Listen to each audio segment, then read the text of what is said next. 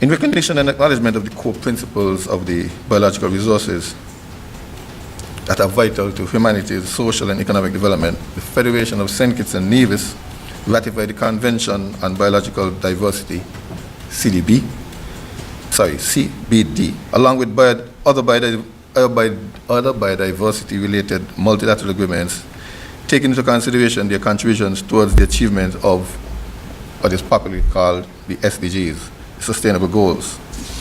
It's about, I think it's 25 years ago that St. Kitts Nevis signed on to such a convention, and we also resolved to the commitment of the third objective, which calls for fair and equitable sharing of benefits arising of the utilization of our genetic resources.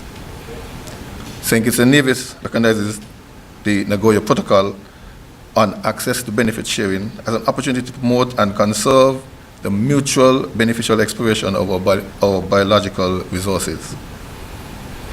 The government of St. Kitts and Nevis recognizes the importance of this protocol and is cognizant of the fact that implementation will create greater legal certainty and transparency for both providers and users of genetic resources.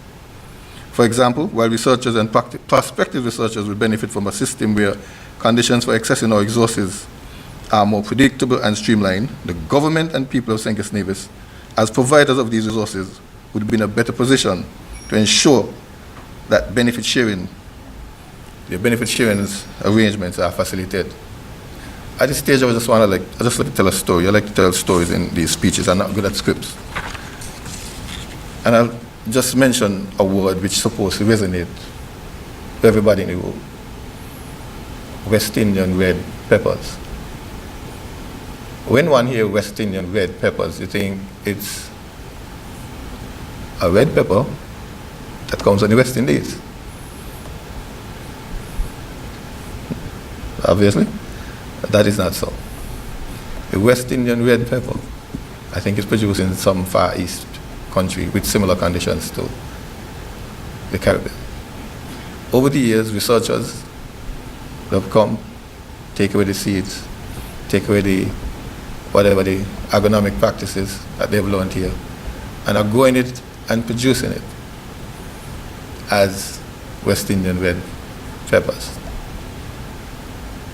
Now, you tell me, how could that be fair? And not a cent is coming our way. And I think this is what this we call it the ABS, Access Benefit Sharing, is all about. To make sure that stories like these, and I sat and heard Ms. Banhan speak about many other examples, probably even more recent and more up-to-date than I just mentioned, of people coming to the Caribbean, purporting to be researchers, taking away our genetic resources, making a mint from it, and not even a red cent comes back to the countries. And so this august body here has a very, very important role to play to make sure that we get all our T's crossed, I's dotted in the correct place, so that things like this won't happen again. At the end of the project, St. Kitts and Nevis is expected to have benefited in several ways, but not limited to having a comprehensive review of our legislation, definitely the legislative review, having an institutional mapping that would guide the roles of the various government agencies, and dare I say, not just government agencies. I see our good friend here who is involved in touring. He's a private person, so it's not just government, private as well. We should have a better understanding of our genetic resources associated with traditional knowledge from scientific studies. We expect that there's a range of capacity building, training workshops like these and others. And we expect the project to provide ample opportunities for technical exchange among the region.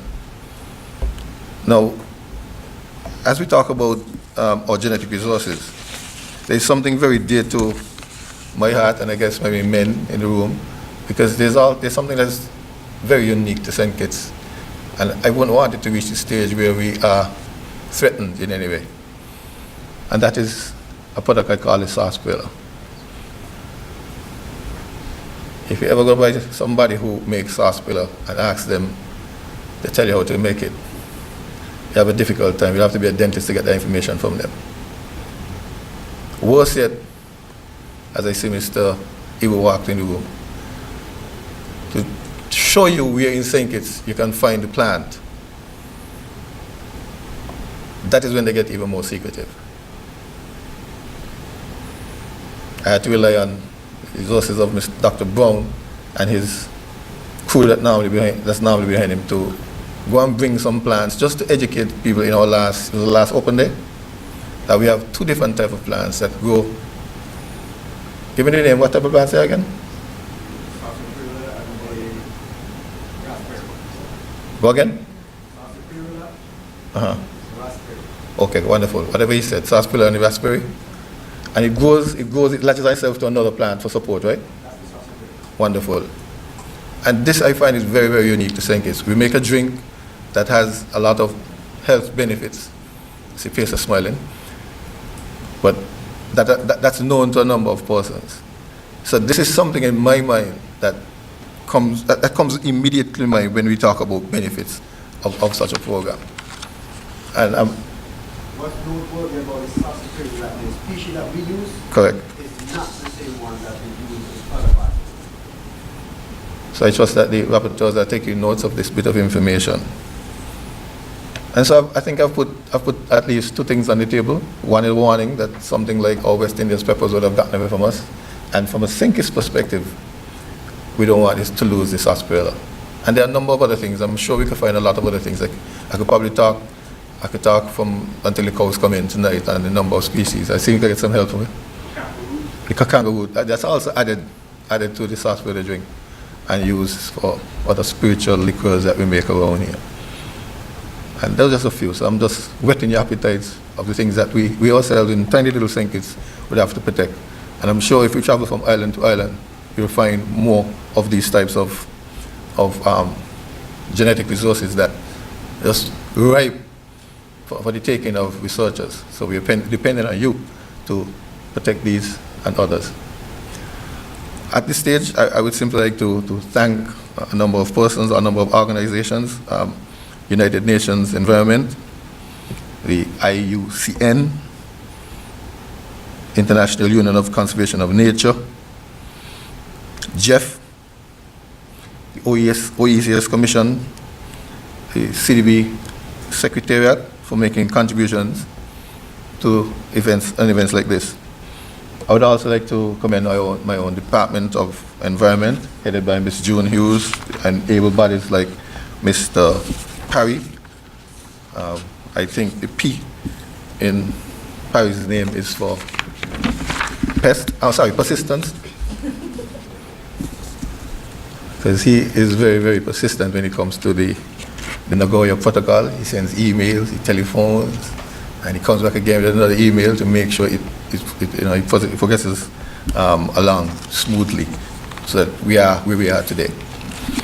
With those remarks, I'm supposed to declare the meeting open? Yes. With those remarks, I would like to declare this meeting open and trust that you all enjoy working with each other, all the way from different sectors in St. Kitts, all bright smiles. Have a good day. Stay up to date with news, programs, and activities of the government with SKNIS. Like us on Facebook. Listen to us on SoundCloud.